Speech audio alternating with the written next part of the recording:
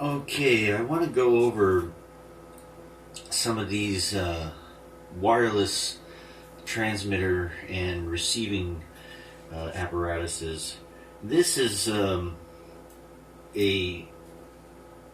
let's see, I forget what it's the exact name of it, but it's a an oscillator. And what it has is it has two coils around an inner core, iron core, and you have these electromagnetic coils that you would connect to a battery, and it pulls this little iron rod down towards these coils, and then it breaks the connection to the battery, turning the inner coil here on and off. And as you do that, you can slide this one back and forth on it to get a specific capacitance and inductance in the secondary coil, much like an early Marconi spark transmitter. So to get a more proper layout of how it's designed is this is the schematic over here on the right, where you have two sets of coils. This is for an induction coil, so this is where the current gets cut off and reconnected right here. As this cuts in and out, it charges the capacitor and it builds the current in the primary coil, and this is the secondary coil around it, and there's a spark gap right there.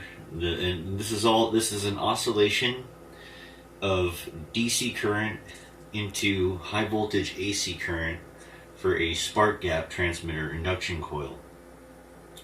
And if you notice that these induction coils, they look a lot like crystal radios. So this right here is one of the vintage crystal radio sets.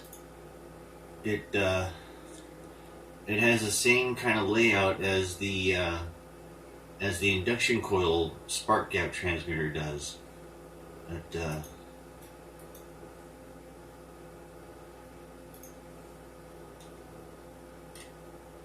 It has an inner coil and an outer coil, and it has this little diode right here that turns the alternating transmitting current into pulsating DC current, and you can have a transmission of the human voice, and you can pick up this radio signal with a crystal radio set like this, and you don't need a battery. You just need to have the right capacitance. You slide this coil in and out, and as you do that, you pick up radio stations, AM radio stations. This is just like turning the dial on a radio by sliding this coil in and out.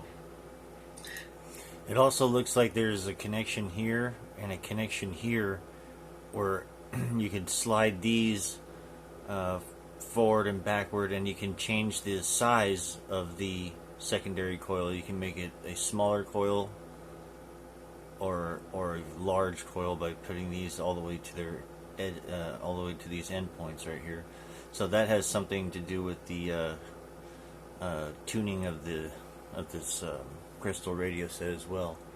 So I'm thinking that these induction coil spark gap transmitters and these crystal radio sets were what Nikola Tesla had in mind for wireless transmission of electrical power, because that's what a radio signal is. It's just you're making a spark in one spot and you're picking up a spark in another spot without any wires connecting to it. But this allows you to tap into a specific capacitance frequency, though. So you'd have the oscillator, the induction coil oscillator transmitter at a certain capacitance, and then you would have this crystal radio set as the receiver. So in Tesla's idea for transmission of wireless power, he had two circuits used in pairs, or he had one circuit here as the primary, another circuit here as the secondary, and that's the transmitter, oscillator transmitter. and then you would have the primary and secondary crystal radio coils as your receiver. It's actually 4 circuits used in 2 pairs is what Tesla's design was. This is 1, 2, 3, 4 circuits used in 2 pairs. The 2 circuits used in pairs is what Tesla said that his wireless transmission of electrical power was supposed to be set up as.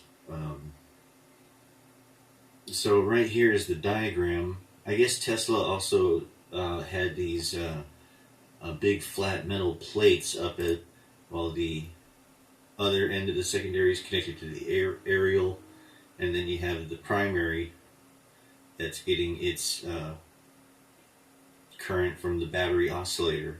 So this would be the transmitter, this would be the receiver, and it's just a mirror version of that one, but this one is got no battery in it. This one has a battery and it's sparking and transmitting. This one doesn't have a battery and it's receiving electrical power just by this one being operational.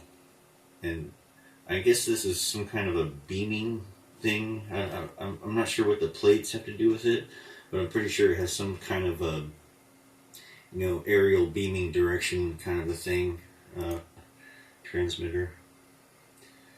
So I really think this is what Tesla's wireless transmission setup would have looked like. It would have had his 2 sets of circuits used in pairs. This is the receiver, this is the transmitter, and you would have a battery connected to this one, and you would have a diode connected to this one, and you would have them set at the same capacitance by sliding this coil in and out of the other one.